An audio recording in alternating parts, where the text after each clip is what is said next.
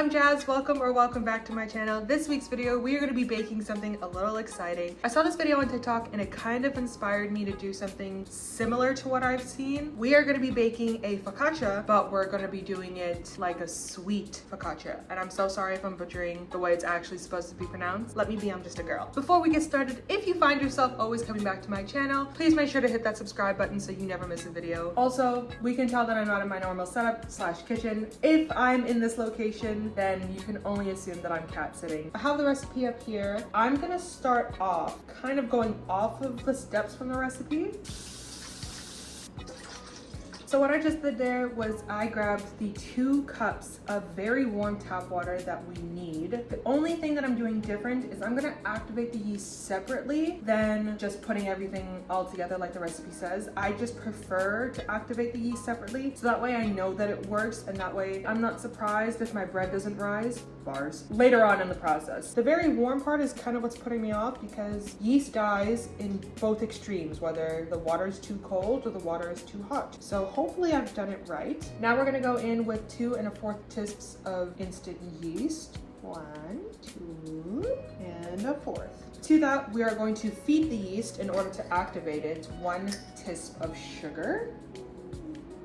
I'm actually just gonna go in with just like the tiniest bit more, just because this is quite a bit of yeast. I'm then just taking a spoon and lightly mixing this so that it's all well incorporated. And I'm gonna let this sit for 5 minutes. This is what the yeast looks like now. And when we come back, this should have little pockets of foam on top, and that's how we know that the yeast was still active and is ready for the rest of the ingredients. A few inches later. We are back and the yeast has successfully bloomed. Obviously you can see the difference between the before and the after, which means that we can go ahead and start incorporating all of our other ingredients to make the focaccia. Okay, so to this we are going to be adding 2 teaspoons of kosher salt. Normally I would just use regular salt, but my friends actually happen to have kosher salt, so fuck it. 1, 2. My only concern is that these are some thick pieces of salt. Okay, so now I'm gonna go in with 4 cups of flour. We're gonna do this gradually. We're gonna go in with 2 cups for now, just because again, it did say in the recipe to add the water in gradually. So we're just flipping and reversing it. Also, another thing I should mention, the recipe calls for bread flour. Do I have bread flour? No. Do I have all-purpose flour? Yes. Do I always use all-purpose flour regardless of what type of flour it requires? Yes. Just gonna go in with a spatula. We're just like roughly folding this in together. Now, the key to a good focaccia is that you want the dough to be relatively sticky. And that's how you get those like nice little air bubbles in them as well, because it doesn't have too much flour in it to really make the bread dense. Now, the other 2 cups of flour. We also don't want to knead this very much, because the more that you knead the dough, the more the gluten activates, which makes it a little bit more dense.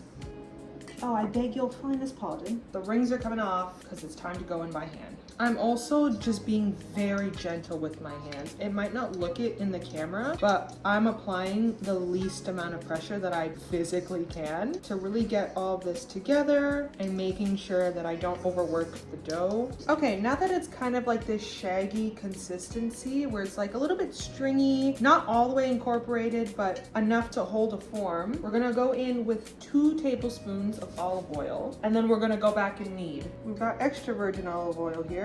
I feel like that's a dig on me. And then again, incorporating that nicely into the dough. She's sticky. It's what we want. I'm just gonna make a little ball.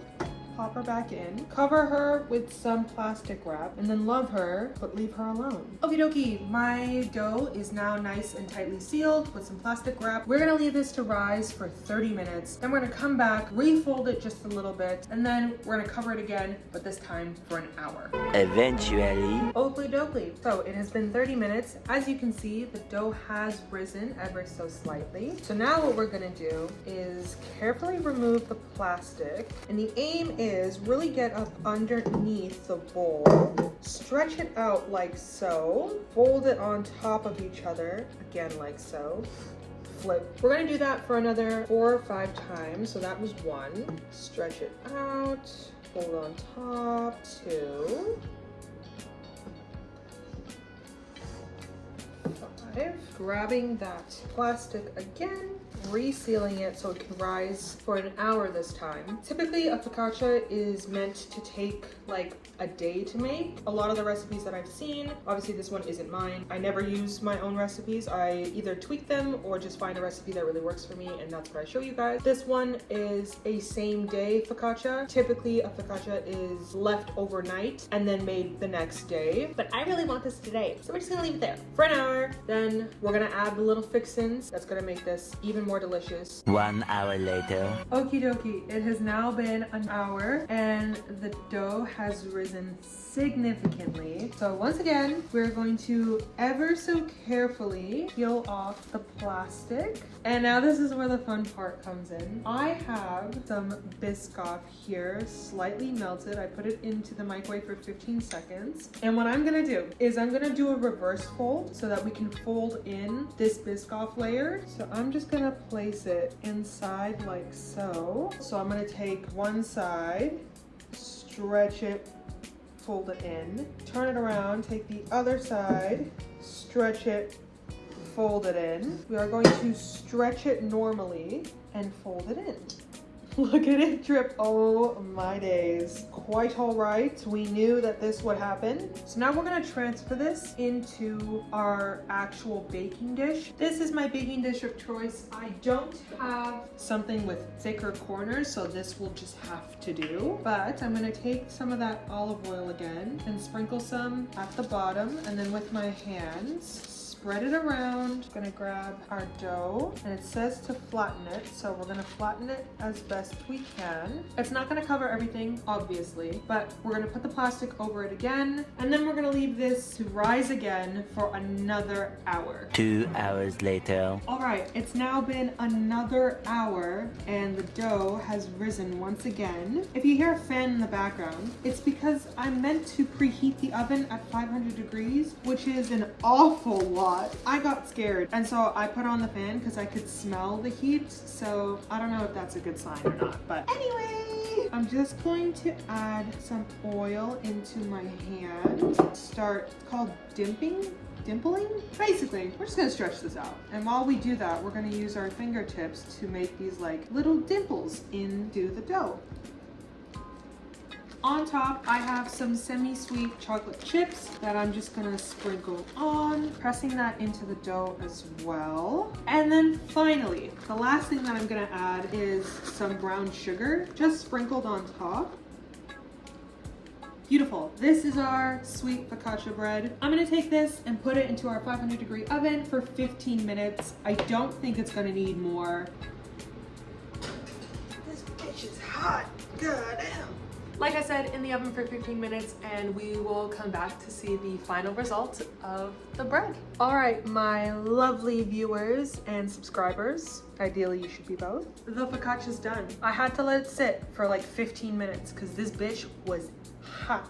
I'm sorry if I look too light, but it's a little dark in here and I had to turn up the brightness on my phone. That's, you don't care. This is the focaccia. It doesn't really have many like of its signature dimples, but I mean, shit, it still looks good. The recipe that I used was made for like spices and herbs to be put in it, not necessarily anything to be put on top of it. I will leave the link down in the description. You will see that I did not follow this to a T. If you're gonna do it my way, I would recommend maybe putting it in a 450-degree oven because the chocolate, not all of them, but some of them did burn on top.